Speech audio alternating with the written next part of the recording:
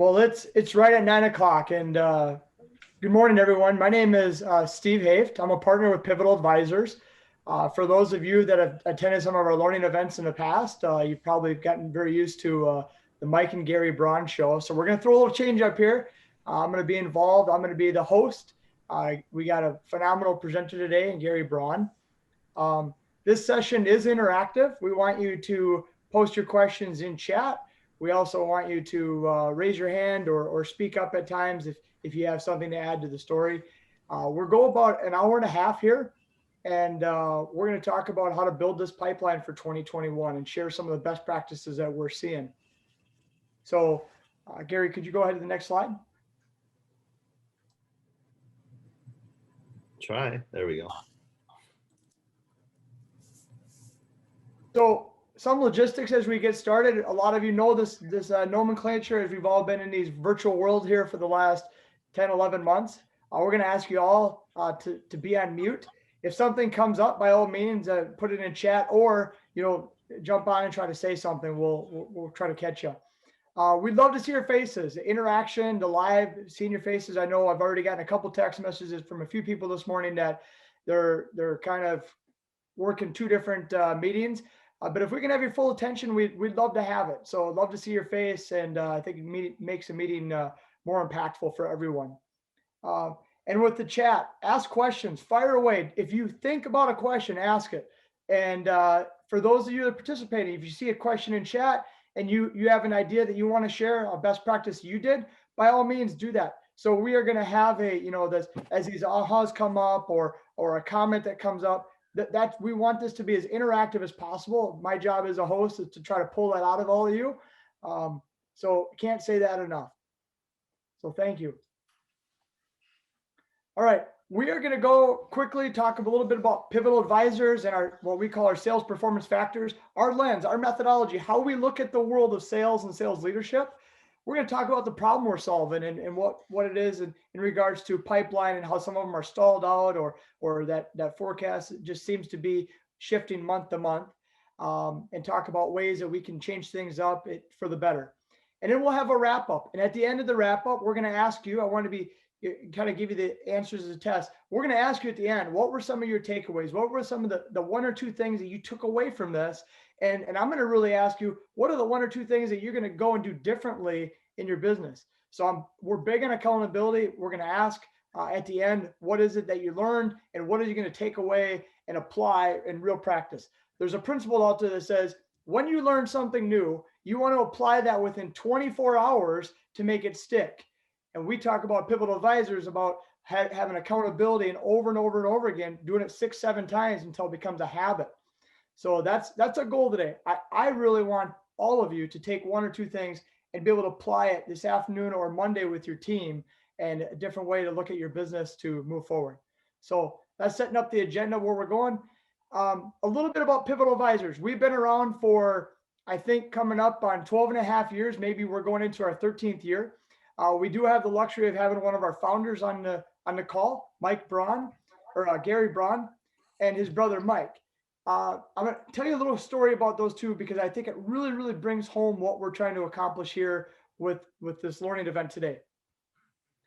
Several years ago, Gary, who's going to be our commentator and really doing a presentation today, he would go in that golf course coming in on Thursday nights, just flying in hot, right? And he was hot because he was trying to look at his pipeline, his deals, trying to manage his team. And he'd meet his brother, Mike, and Mike is hyper competitive. Mike's a great golfer. And they would play teams. And when they show up, Gary was all frazzled because of sales deals. And Mike had already climbed that mountain. He was with a company that went from 500 million to $1 billion. And he had almost every role in that organization. So he'd already climbed the proverbial mountain. Gary was down in the entrepreneur stage of a company that was about, maybe a couple million, and they went up to about 500 million. So through their genius, they realized, hey, instead of opening Nevada Bob's golf shop, they're going to go ahead and start a consultancy business right at the most epic time of 2008, right when the economy is crashing, right? And in that time, we've had a chance to help a number of organizations. I think we've helped over 200 in the Twin Cities and in the US now. We actually have a global presence. We're going to have Charlie just give his UK voice here in a little bit. Maybe he can moderate better than me. But as you can see, we've worked with a lot of companies, but at the end of the day, we try to get really, really practical in helping organizations where they're at and trying to get them real results really quickly. So that's a little bit about Pivotal Advisors and how we've worked with organizations. Now, how we've worked and what we do, go ahead, Gary. How we work in our lens, this is our methodology. I'm not going to go through every single essence of our sales performance factors, but I'm going to give you the high level overview. We believe that you should have a good strategy. That strategy talks about what are the goals, what are the initiatives, ideal clients, how do we differentiate with them, right? And what does that look like as an organization? So we really focus on that growth strategy as a sales organization, not the organization as a whole, but the sales organization. And then we got to figure out who are the right people we need for these roles. If we have a structure in place, who are the right people? How do we create profiles and select them and bring them on board? And how do we retain them for a long time? And if we do those couple things right, then we're going to have processes in place. We're going to have sales processes. We're going to have tools. We're going to have different tools that we're using out there. What we call best practices, like a curbside feedback form, a matrix of how a sales call should go. So this is really where you see a lot of sales methodologies work in here, is down in the sales process. And then, if we're doing those three things right, we got to measure it. And when we measure, we know that what measure, really matters, and what really matters gets repeated over and over and over again. So we're really big on looking at leading indicators and lagging indicators and putting a heavy focus on driving performance every single day through the things we measure that are key. And, a lot of salespeople like to get paid. We have a philosophy on this that compensation really sets a direction, but it doesn't change behaviors.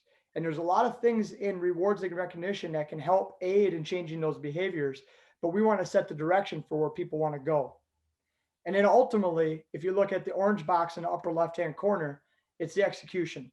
This is where we're all here today. We're looking at how do we execute better? How do we get frontline performance out of our managers? How do we get performance out of our VPs and also owners? How do we drive that? And that's really the execution bucket. That's the changing the behaviors and what we call a sales operating system. And if you look in the middle, that's really the sales owner or sales leader, depending on the size of the organization. It has to know a little bit of all these things. So Gary, if you don't mind, next slide. As you can see, I gave you an overview, but they're broken up in 24 what we call sales performance sub-factors. And we believe that they're all linked in some degree. So let me give you an example. Someone calls up Pivotal Advisors and it says, hey, we really have a comp issue. We're having some things we have to look at with comp. We go, well, what's your execution strategy? What's your sales process? What kind of size and structure do you have in place? Where are you going with your organization? So it's never just, we never look at it as just one thing. It usually branches off to one of the other 24 sales performance factors. So that's just one simple example of our methodology and how we look at the world. We're going to share with you today. We're going to spend quite a bit of time talking about this execution, because as we look at pipeline, we're really about how do we, as leaders, look at our business differently and how do we execute with that. So with that, I want to turn it over to our presenter today, Mr. Gary Braun. All right, thanks, Steve. We're going to touch on a lot of these different things today. We're going to talk a lot about strategy, who we're going after, what does our messaging look like. We're going to talk a lot about process. We are going to get a little bit into measurement and how do we manage people. Everybody's remote now. So our management style has even changed, and how do we execute and coach and everything else. So we're going to touch on a lot of these different areas. But I'm going to start us out by looking at what does a traditional funnel look like. Oh, and by the way, Veronica on our team is going to be posting a document in chat, which kind of covers a lot of the things, summarizes a lot of the things that we're talking about. So I encourage you to download that. And later, if you want a copy of these slides, everybody always does this. I see people sometimes taking their phone and taking pictures of their computer, which just cracks me up a little bit. But if you want a copy of the slides, we'll put our contact information up at the end. Please send it to us. And as Steve said, by all means, put stuff in chat if you have questions or thoughts, and Steve will be monitoring that for me. But let's start with the traditional sales funnel. This is as old as time, as old as people have been selling. We get prospects. Our goal, identify some leads. We qualify them. We find the good ones. We do discovery. We try to uncover what their needs are. We then connect their needs with our solution, and we present that to them in some manner. I don't know if it's a demo or a presentation or whatnot. Then we negotiate, we agree on price, and we get a commitment. That's as old as time. Now, the way that we prospect, and this is just the sales end, marketing does their own gig. They do, social media and email and all kinds of stuff to generate it. But from a sales perspective, we do all kinds of stuff to try to identify leads. Maybe we tour their site. A lot of companies we deal with, they walk through the plant and they go, why are you doing that? Why do you use that machine? Tell me about this. And they meet people. Sometimes they visit you. You do a site visit and you show them your facilities and whatnot. We have networking groups that get us leads, or we do networking one-on-ones. A lot of that in coffee shops and whatnot. We do trade shows and conferences. For a lot of companies, this is the biggest way you get leads. You go to your big trade show, or 2 or 3 of those a year, that you get all those leads. You spend the rest of your time following up on those. Or same thing with industry events. We email people, we cold call people. By the way, that doesn't work as well today as it used to, 5-10 years ago. And we do things like chambers of commerce groups. This is a sample, but these are a lot of the things that we do to scare up leads. Now, any good salesperson knows there's the formulas, and these are going to be generic numbers. We identify 1,000 leads. For some companies, that's a week. For some companies, that's a year. But we have identified a bunch of leads. Not everybody's a fit. Some drop out and we go, there's 800. And from there, we, some are not ready right now. And we get down to discovery with some of them. And we do BANT. If you never heard that before, do they have the budget? Do they have the authority? Do they have the need? Is the timing right? And we've identified some basic needs and we've dug under the covers. From there, we might lose some. So a good chunk of them will move forward and we present our price. Is it, are we in a competitive situation? Does the solution work for you?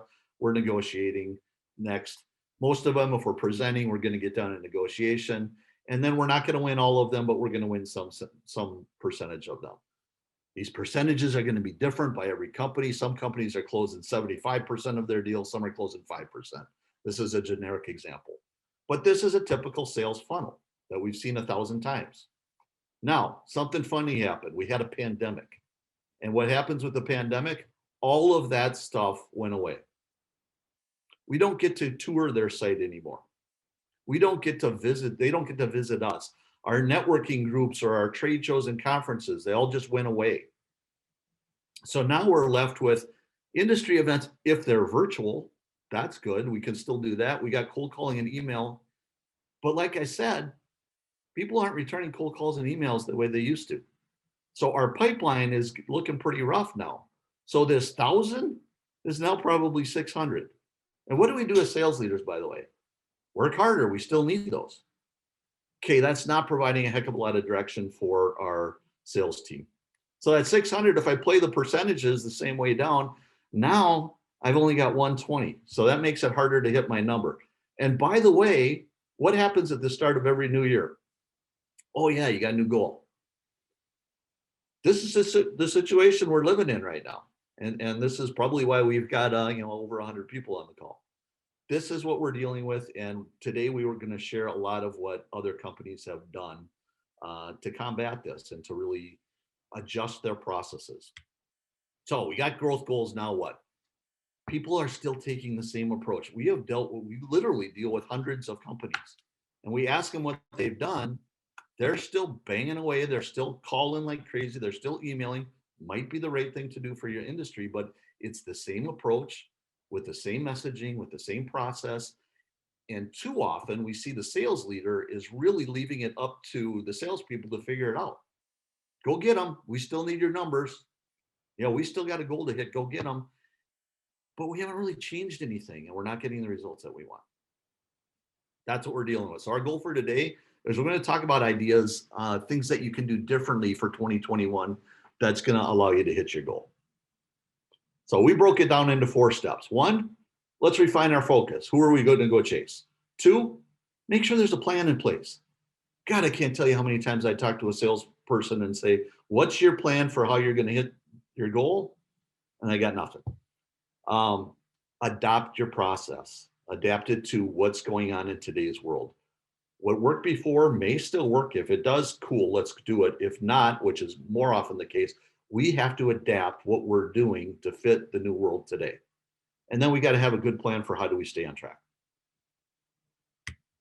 So we're going to start with refining your focus. I hope a lot of you have done this already.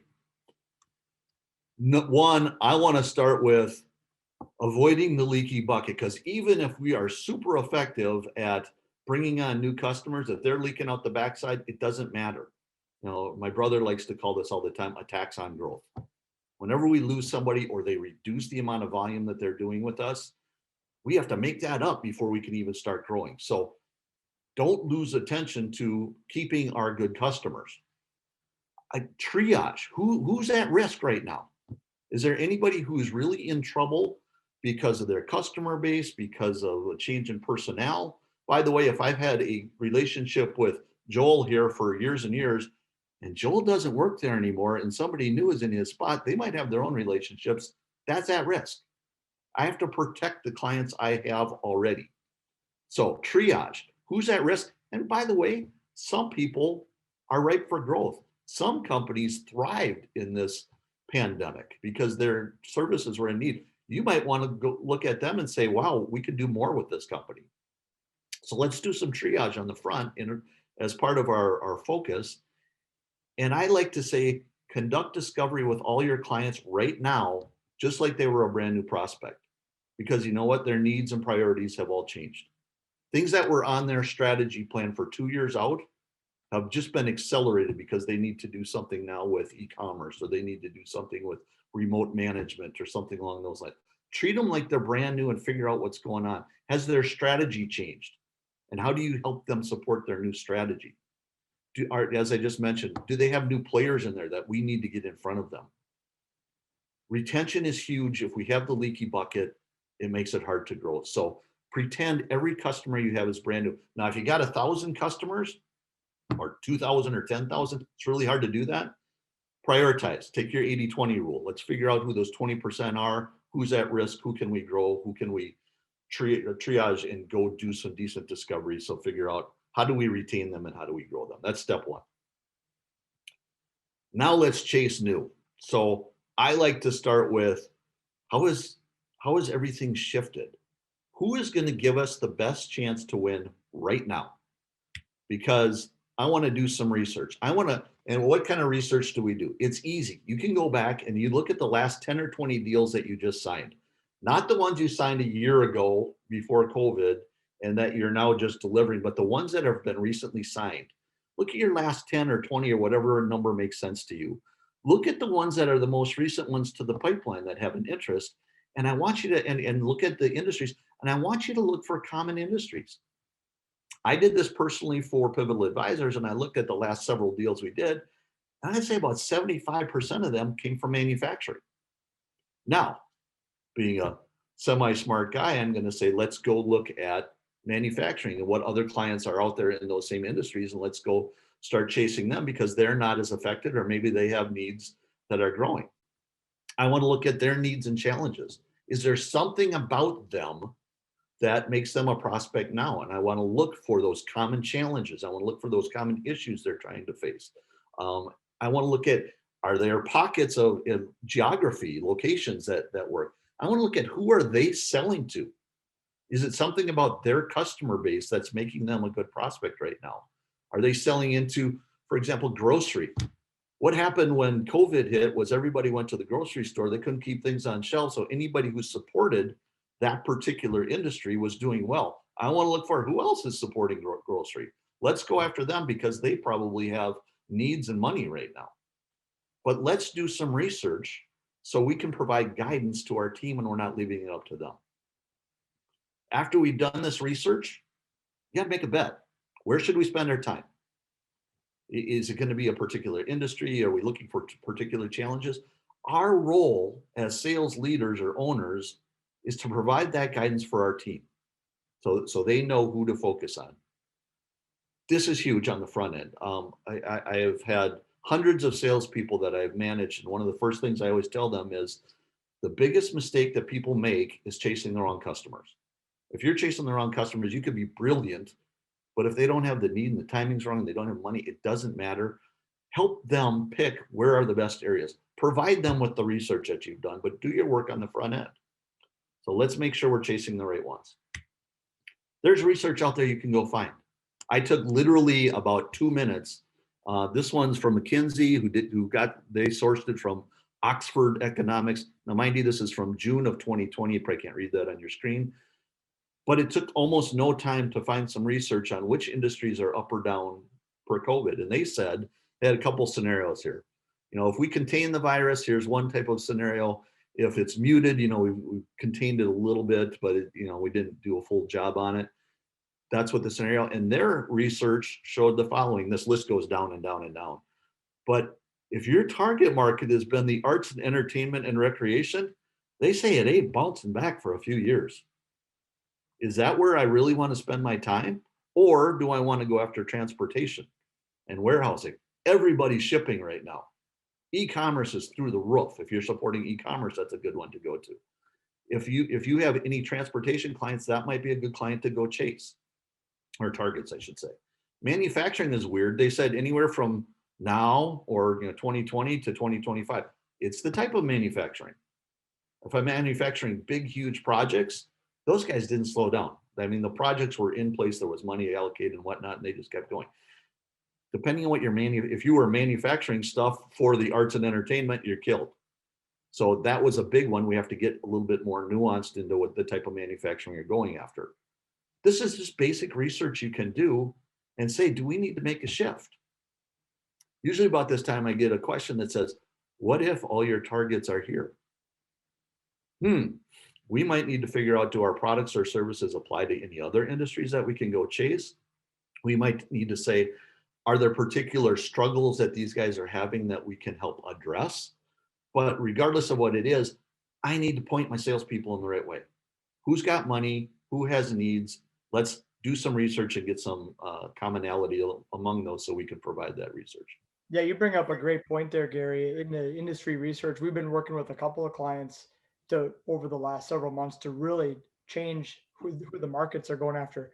I can think of one that we're working with out on the East Coast where they sell to the nonprofits. The nonprofits, any additional money goes to a nonprofit, usually through charitable donations and everything like that. So a lot of their spend has been curtailed. And we had a team, it was about five salespeople. What we did is we really did a deep dive on what is that secondary or a third market that we've never really penetrated or focused on that we could generate interest moving forward. So we did a whole bunch of research on what that looked like. What would the market look like? Who were the competitors in there?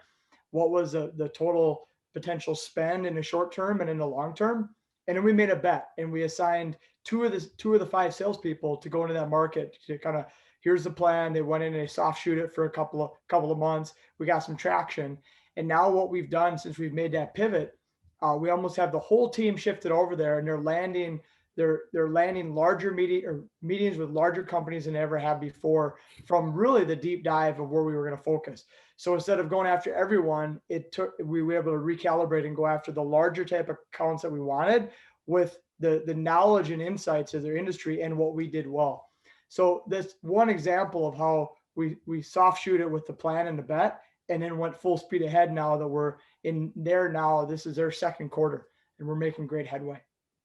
Yeah, I'll tag on with another example as well. We have got one client who's in the food industry. They provide food for restaurants and food services and entertainment, stadiums and that type of thing. What happened to all that? I mean, it went away. A smaller part of their business was they had their own brand that they put in grocery stores. So their shift was, oh my gosh, that industry is down. We don't know when it's coming back. How do I shift? And they went and they adjusted their messaging and went after grocery. And now that's the bulk of their business. And they're down a little bit, but they didn't lose nearly as much as they would have, because that restaurant industry was probably 60-70% of their business. They would have been killed if they didn't change.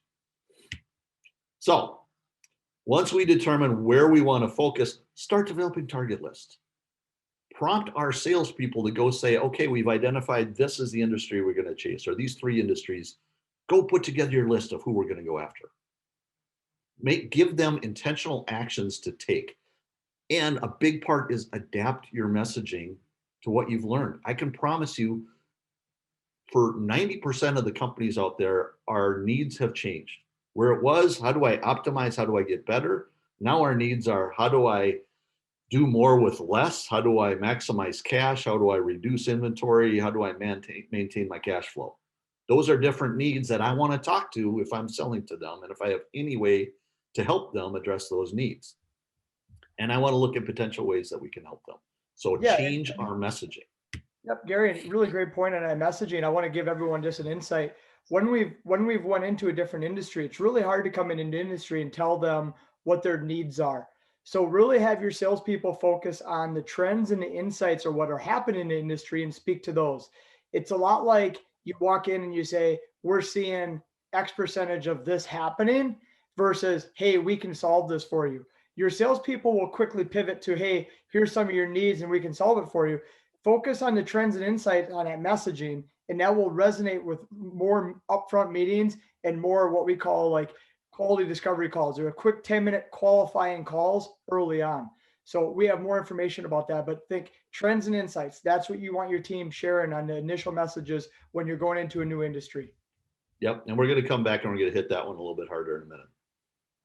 So step one, get them focused on the right things, get them focused on the right clients, the right industries, the right trends. Go make sure that they're going after places that they can win. Number two, have a plan. I am shocked by how many sales teams I talk to that have no plan whatsoever. And when I ask them the question I brought up earlier, how are you going to hit your goal? The most common answer I get is I'm going to work hard. That's cool. That's a work ethic. That's not a plan.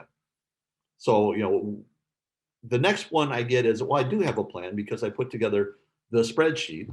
And the spreadsheet is a list of here's all the people that I'm going to get from existing customers and how much they're going to do. And I'm going to add on 5 new clients. That's good. That's better than work hard, but that's still not a full plan in my estimation. And we're going to talk a little bit about what we think a real plan looks like. So I like to start with analyze. We talked about that already, but I want them each individually to analyze what's going on in their territory. Which accounts are up, which are down, which markets are up or down, who am I going to go after? Where did I get my business last year? Which ones fell off? Have them do some analysis. Have them think through. Don't just leave it on you to say, go chase these ones. Have them think through so they understand why we're doing what we're doing. Then the financial plan. That is kind of the spreadsheet. I like that part of it. That's where it ends a lot. I like to get to the activity plan. I'll show you a tool in a second here, but have them understand how many meetings do I need to get? How many new opportunities do I need to get? What's my close rate need to be? But I got an activity plan, and this almost never gets done. And what could mess up my plan? Nobody planned for a pandemic. I'll give you a gimme on that one because nobody saw that coming. But my plan goes haywire if I lose this a big account. These guys are about to get acquired. If that happens, we don't have a relationship with the acquiring company. There's assumptions in my plan. My assumption is that we're going to release, our new product in March. Well, guess what? If that product doesn't get launched until June, that hurts my ability to do things. I want them to think through what could mess up my plan and what are my assumptions on my plan and make some contingency plans. If this happens, this is what I have to do.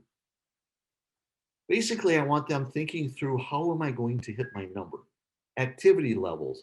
Who am I going to focus on? What can mess it up? What am I going to do about it? But have them think through it.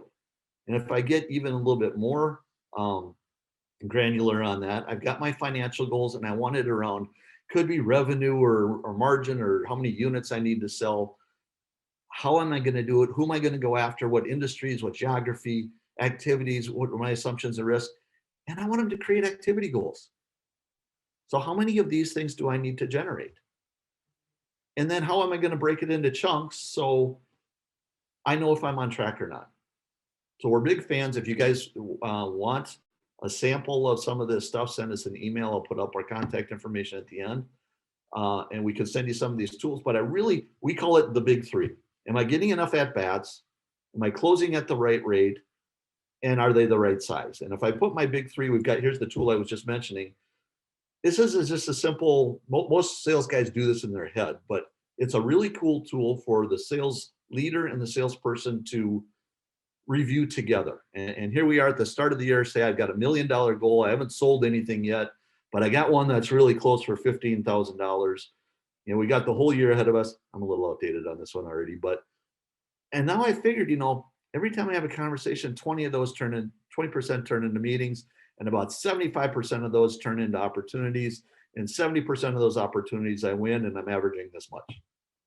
Cool. Those are numbers you should know, by the way. These are your big three numbers. You should know what these are, because if I close 50% of that, guess what? I'm going to need more activity. I input these and it outputs over here. What do I need to do per week, per month? So based on the inputs I have right now, I need to be scoring about 5 opportunities a month, and I need to be closing about 3 of those, and they need to be this big. Now, what happens if I sell something or the time goes by and this goes up? These numbers change, but here's my plan for what I need to do. It doesn't tell me how, it tells me what. The how is part of the plan as well. But this is a valuable tool for you to pull out once a month, at least once a quarter, and start looking at this stuff and saying, am I on track? Oh my gosh. We did this with one guy and he said, oh, there's no way I can ever hit my number, because there's no way I could do, taking this example, 5 new opportunities a month. That's just not our industry. Okay. So is the answer we're just not going to hit our number, or what do you got to change? Well, I'd have to probably close at a higher rate.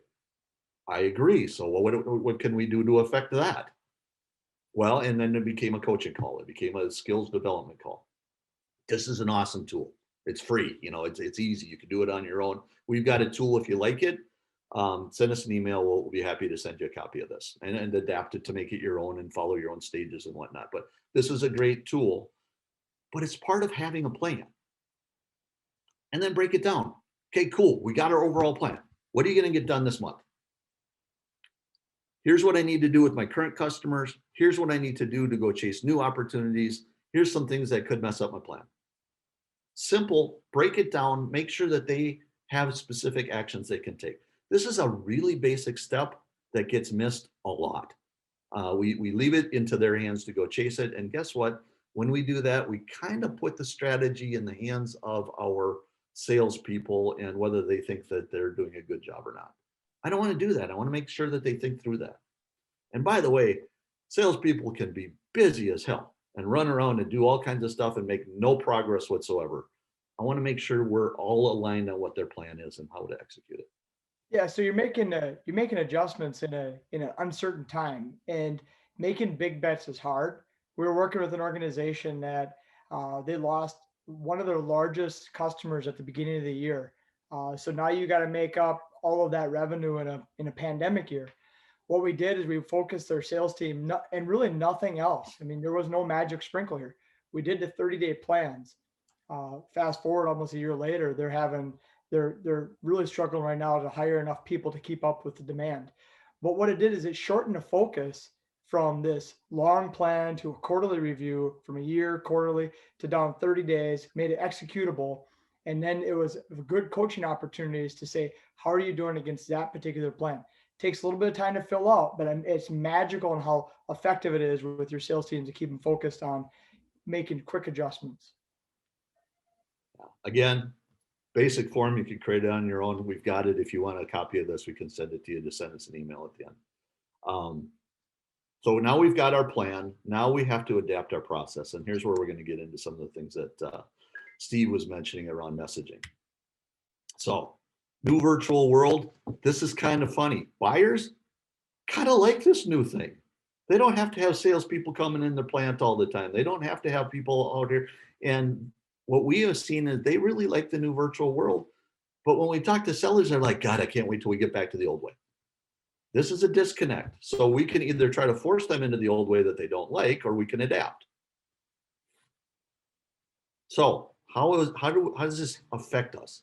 Prospecting. We said at the top of the presentation here that we used to go to shows and conferences and events and coffee meetings. We used to drop in and see them. We used to do visits. They used to visit us. That's opening up some. It's not back yet. We can either wait for it or we can adapt.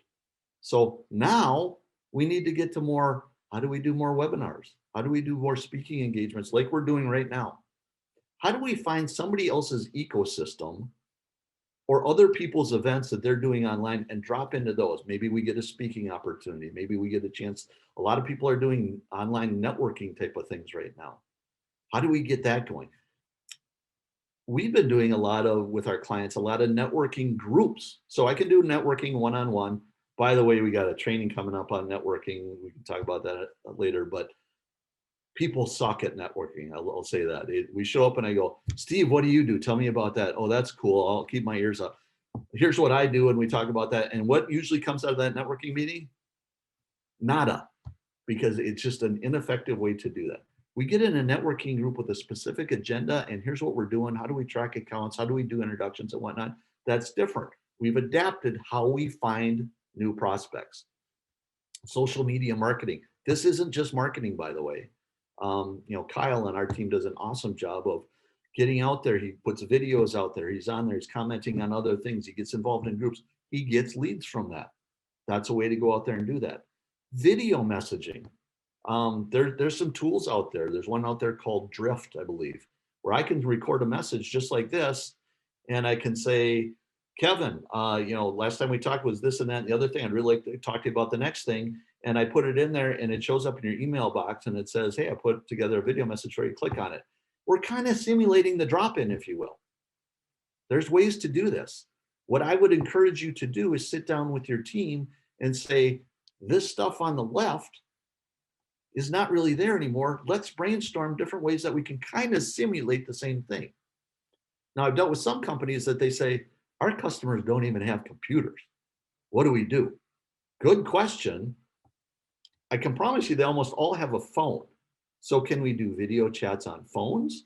Can we send them an email like I just talked about where it can pop up on their phone? Is there different things you can do? Is there different ways you can drop in? Get creative on your emails. Do something different, but adapt your process. Don't just keep doing the same thing because we shrunk our funnel, if you remember at the start of the presentation.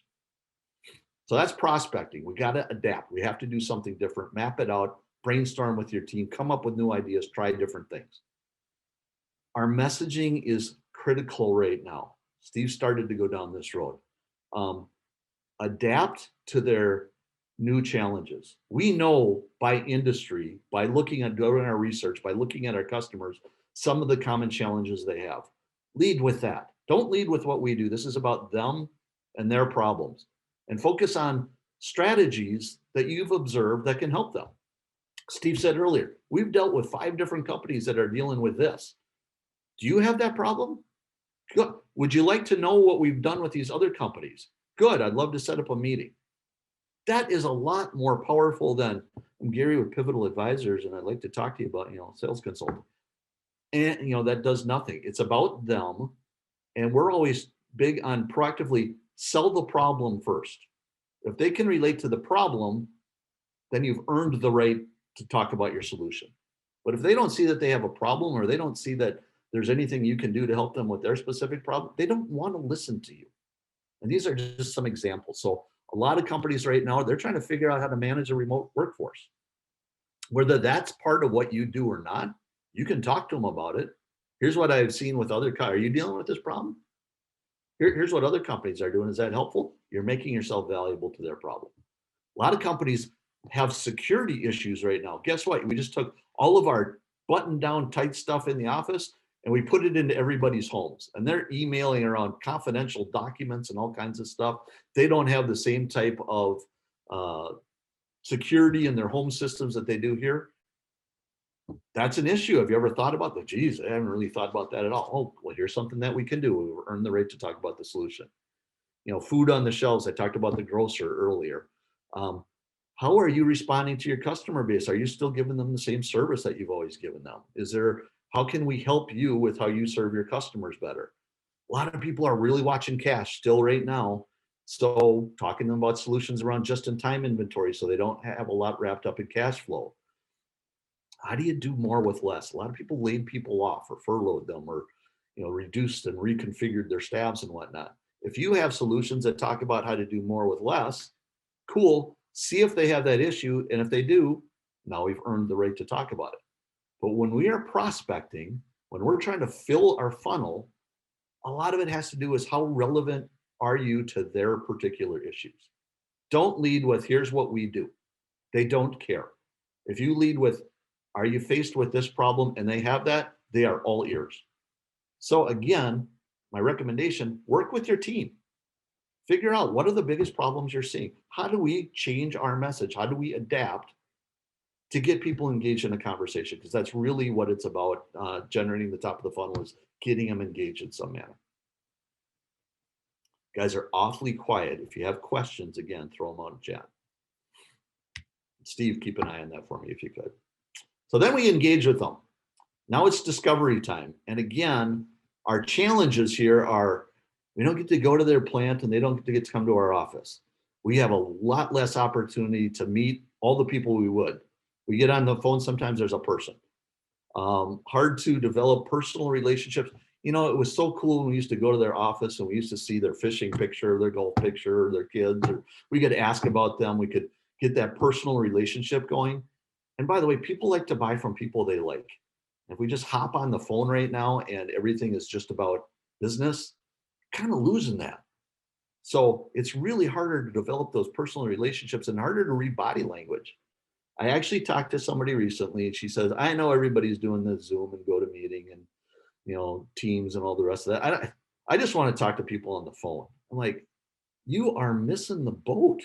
You don't get to see when you're talking to them, if they're, you know, doing their email, you don't get to see if they're shaking their head or their eyebrows go up. You are missing the boat. If you have the opportunity to get video and see facial reactions and body reactions and whether they're even paying attention, that's huge. So again, how do we simulate some of this? How do we get some of the same information? Don't make it all about business. Again, people buy from people they like. Stay personal. And how do you do that? Learn about them. Ask them questions. By the way, everybody is all over the internet right now, all your profiles and everything else. You can learn about them on LinkedIn. You can learn where they went to school. You can, this is a little, some people think this is a little creepy. Go to their Facebook. And I wouldn't go, hey, I was on your Facebook and your son Billy and your daughter Sally really look cute. That's creepy. You know, that's stalking. We don't want to do that. But if I notice that he's got a bunch of golf pictures out there, I can go, hey, I'm going on a golf trip next year. And he goes, oh, I'm a big golfer. And now you've got a discussion going. So Keep Gary, it personal. that's a new medium that a lot of people have been thrust into, is using the social media and to find that. A couple things we found, and this is a tip for everyone, salespeople, or you want to give some messaging, is people expect you to do a certain amount of research on them now. They expect that you know their industry or about them. So what we always like to say is we've done a little homework on you. And the things like Instagram, Facebook, LinkedIn, those are all openly shared. So it's okay to go look at those. It isn't okay to say, hey, I was looking at your Facebook for 4 hours. But if you say the caveat is, I was doing a little homework, I was doing a little research, people understand that that information is out there and they expect you to have that conversation with them. So go ahead and just introduce it up front saying, I've done the homework. Yeah, I talked to one Gary, school administrator. There's a couple of questions in chat. I want to just break it up here a little bit. Okay. Brian, I'll probably mess up his last name, Chapat, said, can you talk about some ideas on engaging a sales team that only about 20% of their time is spent on developing new business? Sure, it's the same thing with existing clients. Again, I'm going to go all the way back to let's triage the top people and redo discovery with them. I would encourage anything. First of all, let's have our plan around how much time we should spend on each one. You know, how many new clients do we need to get? How do we appropriate our time appropriately? With our current clients, do that discovery all over again. Go in there and say, hey, a lot has changed with your current customers. I mean, with your client base, with your business, with your industry and everything else. How has your strategy changed? What are you focused on now? And we start digging because we're going to find new opportunities. We used to do, in my last job, we used to do quarterly business reviews all the time. Once a quarter with all our top clients, we'd go out there and the quarterly business review was a lot around how are we doing? Are we hitting our metrics? Did we get done, say what we're going to get done? The last part of that was always, and where are you guys going next? What's your strategy? What are your initiatives? And I would say 7 out of 10 times that turned into a new opportunity to be like, oh, we can support you with that. We can do this and that and the other thing. That's how we grow our current business. And then again, I want to have a plan in place to say we're going to spend this much time with our current business. Here's the things we're going to do. It's part of your 30-day plan. And we're going to spend this much time on your new business. And here's how many you need to do and what you're going to do to get it. But yes, there's a lot of people out there, you know, we call them hybrids. We're part hunter, part farmer. But make sure they got a plan and they got a process to go after them. Yeah, to further answer that question, I think this relates to a lot of people, is we've worked with a number of organizations to really break down and do a diary of their day for about 2 or 3 days in a row, or maybe a week. Do a diary of all the minutes that they're spending all the way up to the hour, and then break it down. And because we've done some calculations with one organization, they had to do a lot of new business development. They had no capacity because they were having to do a lot of just other stuff in regards to sales, but they didn't have any capacity at all to do business development. So when we throw out the term 20%, be very cautious. Let's look at the data and let's go look back at the diaries of what people are spending their time on to see if it's even a viable number. Another question we have on chat here, and then we'll get back going, is If I could just add on one thing on the last part, Steve. yeah, A lot of people are by nature more huntery or more farmery. I just made up two words. But if we don't have a plan, they're going to migrate to whatever they're more comfortable with. If they are truly account managers and they're supposed to spend 80% of their time and get 20% of their business from new, most of the time they're going to spend about 99% of their time on their existing clients and almost nothing on new. yeah. That's just their nature. If we have a plan and we have metrics and say we need to do these things with our current clients, by the way, your goal this month is 2 new opportunities, and we hold them to that and we review that, that's going to make them do that as well. So sorry to interrupt you there, Steve. No, another great question. Thank you, Eric Norman, for this. Is with the mature sales staff, we're finding that the art of virtual discovery is a major hurdle. In part, it's a lack of skill, experience with technology. In part, it's fear of trying something new. Prospecting and discovery are our number one challenge. So I don't know if it's a question or more of a statement, but Gary, do you have any insights on that? It is, and I'm going to say this in kind of a smart alecky way. And how's the old way working out for you? Because you can't keep doing the old thing and not getting the results and be okay with it. So we got to get buy-in first that they have to do something different. If they're hitting their numbers and they're doing it the old way, rock on, man, keep going. But if I'm now at 75% of my goal and I just don't feel comfortable doing it, well, that doesn't work. We have to figure out something new. We have to figure out how to change things. And I might not be comfortable with it, but I also should not be comfortable with the fact that I'm not hitting anywhere near my goals. So let's figure out what new things you can try, and it'll be trial and error a little bit, but let's do it. I get it though. There's a lot of 20+ year vets out there who don't want to change things. It's our job to help them and make them realize that the old way is not working anymore. Yeah, another example of that is I was working with an organization down in Texas, and they had a sales team down there, and they brought me in to be the CRM change expert. When I went in there, the very first thing I did for the first 5-10 minutes of the meeting is I just ripped apart CRM. I said, it's terrible. Such a, it's so clunky. I found every negative I could say about CRM, and pretty soon the group's like, yeah, yeah, yeah. And I said, all right, let's everyone see your CRMs. And the notebooks started coming flying out, the business cards. One guy had like a whole sleeve of football cards, like, you buy a sleeve of football cards, and he had all his business cards in there. He was explaining how he keeps in his car. I said, great. Now we got to get a report up to corporate, and we got about 20 minutes to get it done. So I need you guys to collect all your data and let's figure that out. And everyone's like, and I said, I'll use the CRM that I absolutely hate. And I started typing, and everyone's like, yeah. And I just said to the group, I said, listen, things have changed. The world has changed. We have to change and adopt, because if we don't change and adopt, what's going to happen? So my messaging to all of you is meet them where they're at. Understand that we're in this new paradigm of video. It's different, and we have to change now, and maybe on a dime. So meet them where they're at, and then come up with a strategy to work through that change, and how do we incrementally get better in those areas. All right, I'll keep us moving here. So again, big part here, change your method. Let's change how we do a lot of things. I look at your virtual tours both ways. We had one client, they got most of their opportunities by actually being in an automotive plant and walking around. And as I said earlier, they're spotting these things. They're asking questions. Why do you use that machine? What kind of output do you get there? Why does that person do things? And they would ask questions. And how do you do that now? Well, they got really smart, and they said, part of our process is to really understand how things work in the plant today. So here's what we've been doing with some of our clients, and I'd really appreciate it if you could do that. Put your camera on, and can you just walk around your plant and show me what things are going on? And they ask questions like, oh, that's cool. Why do you use that machine? How long have you had that? And they did the same thing. They just simulated it with their phone. And likewise, when they wanted to give the plant tour and people didn't want to go travel and get into their plant, they started by walking around doing that, but then they said, well, that's stupid. We're doing the same thing every time. Let's make a video and play the video for them. Send them a link to the video on YouTube, and then they could see, here's our plant tour. They've adapted. They did something different. There are benefits, by the way, of virtual.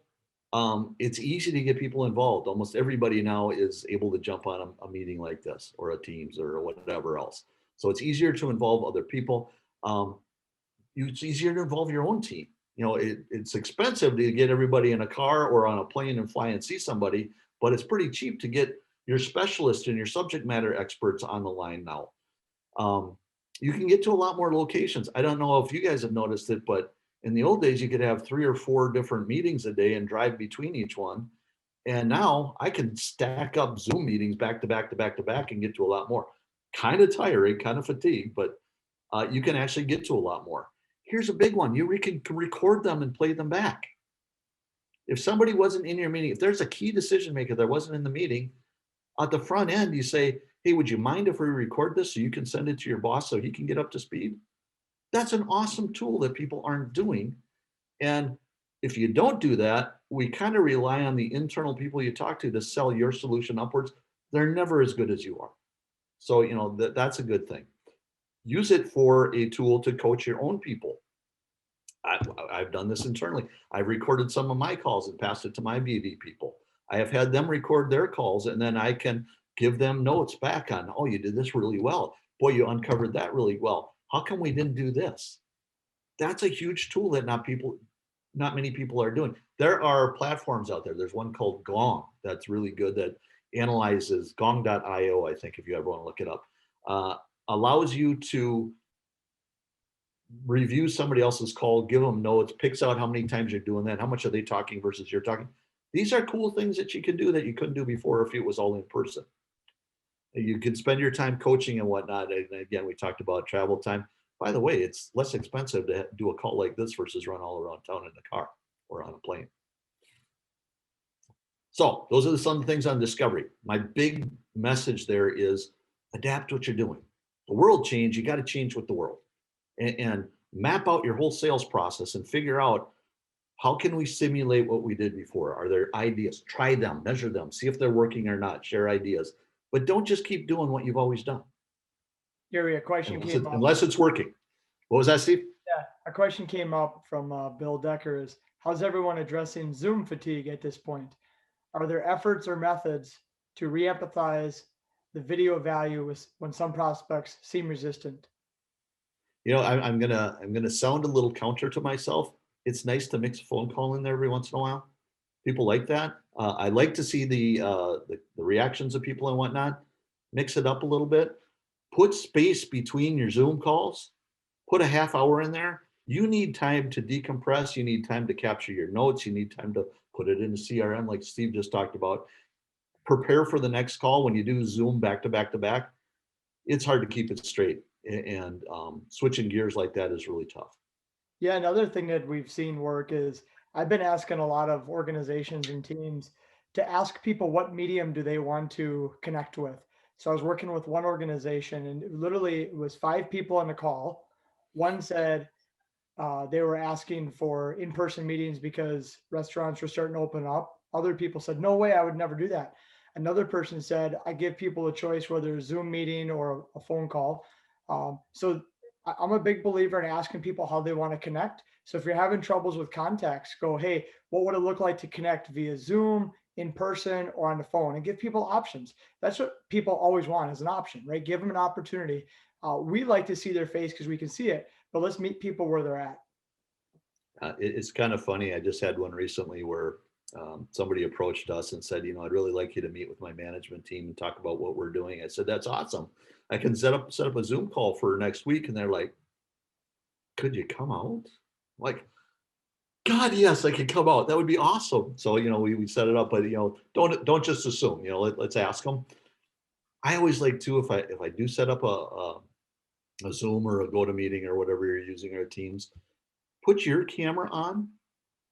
Even if they want to be by phone, put your camera on. There's a personal connection there. And most of the time, if your camera's on, they're like, oh, I should put my camera on. And now we're getting that feedback as well. Yeah, we got another Anyway, question. let's keep moving on here. The next part is really, I'm sorry, do you have something, Steve? Just one thing, Gary, and you can touch on this in this next part here as a staying on track. One of the questions, and I'm just sharing this because we do have some time with the slides we have remaining, is Gary and team, when you don't have a sales team, some of the biggest challenges to change behavior and get our leadership out of their comfort zones before we can even implement some of these great ideas. So we're well aware of the digital platforms and efficacy. We just seem to struggle when it comes to implementing some of these practices on our own company. So any advice on how to change the behaviors?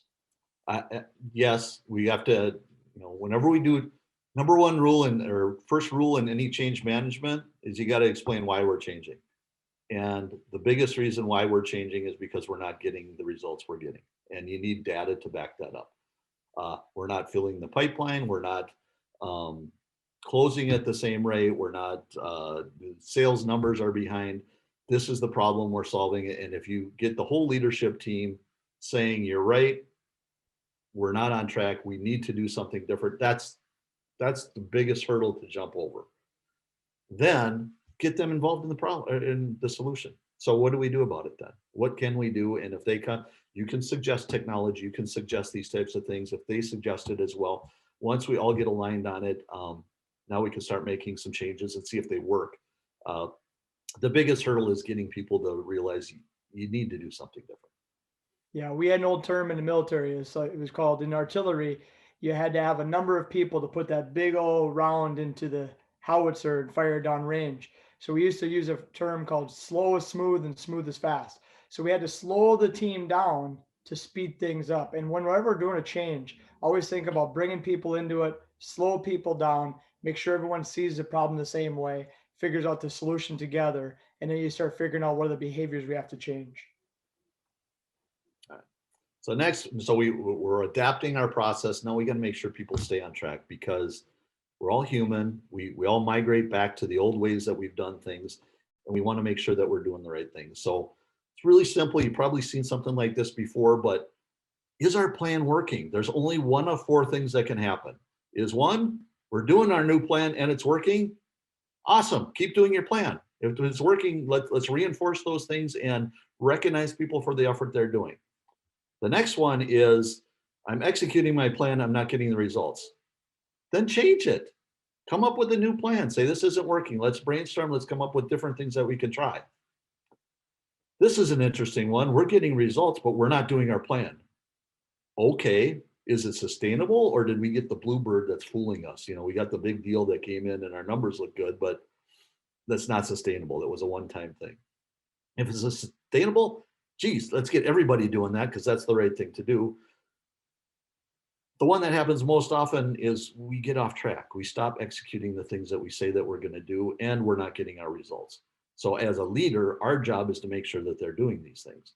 So every once in a while, we stop, we look at the numbers, and we say, are we getting the opportunities like we said? Is our close rate still in the right area? Are they the right size? Do we have retention issues? If we need to make adjustments, make adjustments. But let's look at whether we're actually executing the plan or not. It's a really simple way to look at it, but there's only one of four ways that this could go. Now we got to manage people remote. We do it here at Pivotal. We've got a lot of our teams now have people working from home. I've talked to a lot of sales leaders. They say, I can't wait till I get people back in the office. I'm like, how are they doing remotely? Well, they're doing pretty good. Do they need to be back? Do they need to be back full time? Do we need to do it partially? There is a lot to be said for, they used to call it management by walking around. I can see things, I can hear things. There's the personal aspect of it. I feel in touch with what's going on. There's a lot of good things to be done there. That all kind of disappeared when everybody started working out of their homes. So I need to understand what's happening. And is winging it okay? I don't think so. I need to be able to answer a lot of these ad hoc things. So I'm really big, especially in a remote environment. I'm big on it anyway, but especially in a remote environment, this is not informal checking in, seeing how you're doing. I don't want to go, hey, Steve, how's your day going? What you got planned? Okay, cool. And that's it.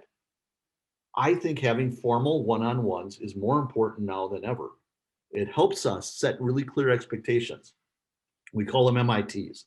Steve, what are your MITs for the week? I need to find 2 new opportunities. I need to get this proposal out. I need to close this one. I need to whatever else. And we got that, said, okay, next week, Steve, when we get together, I'm going to check to see how you did on your MITs. I need to look at my data. It's not just stories. It is, did we get enough opportunities? What are our leading indicators looking like? And I'm holding him to his plan. If we come back next week, I go, how'd you do on your MITs? Well, I didn't get any new opportunities in that proposal I'm still working on. I'm like, okay, why? What's getting in the way? You told me those were your most important things. So what got in the way? What do we need to do differently? And this is a performance management conversation. Some people just aren't cut out for working at home. There's kids, they're doing homeschooling. I got dogs, there's the delivery guy showing up. There's all kinds of stuff. And it's easy to get off track. If I know I have to show up on Monday and tell my boss, did I get these things done? Chances are I'm going to get them done. And working remote is hard enough as it is. Provide the direction and provide the consequences, good consequences, to make sure that they're sticking to their plan. Have them record things, observe, coach, provide feedback. In the office, you could do that just by listening in or walking by their cube or their desk or whatnot. Have them record a Zoom call. I've actually had it where, and it's legal, somebody asked me this question, I've had my phone there and I just put on voice recorder next to my computer as I did my Zoom call. And I sent it to the boss, and the boss can go, wow, that was a really good call. You did this and this and this and this. I really like the way you did that. Here's a suggestion on something you might do differently. But have them record it. That's easy. You can record it, do a text message. It's off in 3 seconds. But this is replacing your ability to be in the office and helping them ad hoc. Help them shape new skills. Go ahead, Steve. Yeah, on the human side of this, Gary, we've had some clients that are allowing, they're taking their one-on-ones and they're intentionally scheduling them for an hour, but they're really stopping at 45 minutes and spending that last 15 minutes to have the carry-on conversation of what you would have in a normal office setting. It's very rare that you have a meeting with someone, you don't get personal. We get on this Zoom, right? This computer. We start on time and we end on time, and it's like, all right, see ya. It's like kind of the new elevator, right? No one talks. So people are leaving extra time at the end just to go, how are you doing? Like, what's going on? And this is a carry on of the conversation. People are leaving team meetings, a group meeting, and they're leaving time at the end to stay on to talk through like the hallway conversations. So build some of that into your culture, make it more human. Like that's the thing that's been lost out of all of this is we've adapted to the medium and we've allowed the medium to control us. We set the rules, right? We set the rules of the meeting and the medium that we use. So just something as a best practice to keep in mind. So again, this comes back to, I like structured formal one-on-ones anyway. I think they're more important now. And by the way, most times when I ask sales leaders about their one-on-ones, it's a deal review. Okay, what's going on with XYZ company? What's going on with Acme? Okay, you might do this. Did you call that guy? Okay, tell me what's going to happen. Is that going to come in this month? And it's just a deal by deal review. There's a time and place to do that. That's not every call. Things don't change that much unless you're super transactional. I want to have this call going, what were your MITs? Did you get them done? Let's look at your numbers. Okay, your activity is good, but our close rate's down. What do you think we need to do about that? And we have a conversation about their performance. That's really important. And we don't need to, with our top performers, we don't need to do that all the time. With our top performers, we still need to check in and keep them focused. If people are underperforming, I want to make sure that happens every single week. I want to talk to them and to help. It's not to be punitive. It's to help them figure out what do they need to do differently. Do we need to up their activity level? Do we need to change their messaging to make them more effective getting in? Are we not getting commitments? Are we not doing enough discovery? We're shaping them, we're coaching them. And in this new environment where everybody's doing different things, if I hear Steve doing something really good, I'm going back to Kevin and going, hey, Steve's tried this. Have you tried this? You might want to do that. Everybody's trying to adapt. We have to share best practices. And if it's not working, we got to do something different. And as Steve talked about, let's maintain the personal touch. I get on the phone. I think I saw Kyle jump on here. First thing Kyle and I talked about was, what'd you do this weekend? Boy, the Vikings sucked again. This is what we talk about. We talk about our kids and whatnot. We're missing that if people are remote. If they're not in the office, we miss those. I used to call them water cooler conversation. We're missing that informal conversation around there. People do get Zoom fatigue. They do get fatigued from being alone. They miss that touch. Make sure that you're building that in. We're recognizing them. By the way, if we're changing behavior, if we're having them try different messaging, if we're having them try virtual tours for the first time when we're doing that, recognize the fact that they did that and reinforce it. How did that work? Oh, you uncovered new stuff. That's cool. Let's keep trying that. They need that. It's funny, Corky down here on our team put this little graphic in the corner. My brother's wife had to work remotely for the first time a few years ago, but she was working remotely. And she was very social person. And she would get a deal and she'd be like, high five. And she'd high five herself. I mean, people need some interaction. So let's recognize the things that they're doing. We've got this tool here. You see it on here. You might not have heard of it before, called 5 and 5s. It is a great communication tool. And the concept is simple. Friday, at the end of the day, their ticket out is to take no more than 5 minutes to write down the 5 biggest achievements that they got done this week.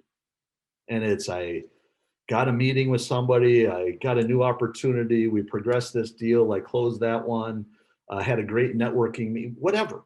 But there's the 5 things that they got done. It's basic accountability to make sure they got stuff done. I've actually had people go, I couldn't think of 5 things. Like, really? During the whole week, you couldn't? Really? But so it's a basic accountability thing. But then the sales leader takes those, and you can either accumulate all of them or pick out the best of the best, and you blast it out to everybody. You say, this is what happened last week at Pivotal, or this is what happened last week at whatever company you're at. And this is what's going on in sales. It is the simplest, easiest thing that you can put out there. And we do this with most of our clients, and it is amazing the reinforcement and recognition you get. People do shout outs, and Steve did an awesome job helping me on this, and that improves communication and almost gets you back together again. Other departments see it and they go, oh my gosh, sales is really doing a kick-ass job. You got all kinds of stuff going on, and it is so easy. Try it. I'm challenging you guys now. Try something different, put it out there and see how it works. And you'll be amazed at how communication increases, recognition increases. We had one of our CEOs we worked with. She said, it's the highlight of my week because I get them all on Friday, and on Saturday or Sunday, I open it up and I see all the cool things going on. It is just an awesome tool, and it helps reinforce. But if we want people to do something different, we have to recognize it and reinforce it. And then, of course, try to do fun stuff once in a while. Mix it in. Try to keep that personal touch going. All right. So wrapping this up, we'll go to questions in a minute, but wrapping it up, again, if we do the same thing we've always done and the world changes, what's going to happen? We need to change as the world changes. We can't be in front of people. If we can, that's awesome. COVID goes away and people's factories open up and we can go back to the old way and it works great. There's a lot of things we learned through this environment that can help us with productivity, and let's adapt some of those. If it doesn't open up, we better do something different, because calling and emailing, as we looked at that funnel at the top of this whole thing, isn't as effective as it used to be. We need to adapt our process. We need to do something different to be able to fill the top of that pipeline and do our discovery and things that are effective ways of progressing deals. Make sure your team is pointed at the right targets. Don't leave it up to them to decide, who am I going to chase? Because a lot of them are going to have a list and they're going to go through the list, and there's no discerning, is this a good target or a bad target? I'm going through my list. Help them figure out what markets are up, which are down, which current clients do I need to protect and be proactive with, which ones can grow, where am I going to do this, how am I going to adapt it? Have a plan. It sounds simple. Start with a 30-day plan. Start with a weekly plan. What are you going to get done this week? But make sure they have a plan, and then hold them to their plan. If it's their plan, by the way, it's brilliant. If it's your plan that you've handed down, it's the stupidest plan ever. So have them come up with the plan, and you talk about their plan and say, yeah, that's a good plan. You're aligned on it, and now make sure they execute it. It's really simple, but they need that direction when you're not there with them all the time. We talked a lot about adapting your process, but let's figure out different things you can do. And then sales leaders, you got to up your game here. You're not there in the office with them all the time. You have to up your game. You have to provide the structure, the organization, make sure that they have focus, they have goals, and we're holding them to them. And if they're not meeting them, we're helping them. We're helping them make a change. We're working on a skill. We're working on how other people are doing it that's effective. We're giving them ideas. We're shaping their skills. So our game had to change tremendously when everybody started working remotely. So we have to up our game. We have to adapt as sales leaders as well. So Steve, I'll give it back to you. That was way too much of me talking. So maybe somebody else can talk for a little bit. Yeah. So oftentimes we get asked, how does Pivotal Advisors work? And after this real quick commercial, I'm going to ask you all the key questions I asked at the very beginning. What were your ahas? What were your big takeaways? So I want you to put those in chat. But here's what we do. When someone they have a sales leader just left, or they're looking to scale the organization and they want to bring in a sales leader, we'll often help. And we call that fractional sales management. One of us or one of our consultants will come in there and be the fractional sales leader for a given time. That's one way. Another one is we do traditional consulting. We're the accountability coach. We set up plans. We do an assessment of the organization. We build a plan off of that and work from that, what we call a coaching action plan, and really help drive results and drive the results that you're looking for in your business through a medium of where we're working with your sales leader or the owner of the company and giving you those ideas, providing you a team behind us to help implement some of those best ideas. And then we have what's called our Pivotal Peak Alliance. Our Pivotal Peak Alliance is very much it's a community of sales leaders that are learning, they're connecting with other sales leaders, and they're really equipping and taking action on those things. We're big on accountability. So that's a Peak Alliance. And then we have the sales recovery, and it's a sales reset. So organizations, they don't want to get heavily involved in the consulting side or have us be a fractional. They just want to do a reset. So we come in and do a strategic reset session with them. Maybe it is around taking a look at new customers, taking a look at where they need to go. So we go very scope driven on here's what we need to do, here's the changes we need to make, and then let's go to rapid execution. So those are a couple ways that you can interact with us. By all means, send us an email, chat, let us know. If you're interested in more information on those offerings. So to my big questions, I said at the very beginning, we're in a time dynamic where we have to make some changes. We need to look at the world differently. Maybe not all this stuff was new to everyone today. Maybe some of this was like just a gold mine. But what were your one or two ahas, things that you hadn't thought about in a while, or something you learned today? And please share them in chat and we'll continue the conversation. We got remaining time here, so we want to have that follow-up conversation and answer questions. And I found that this is where a lot of the gold is. So I'm seeing in the chat right now, only one person posted an aha.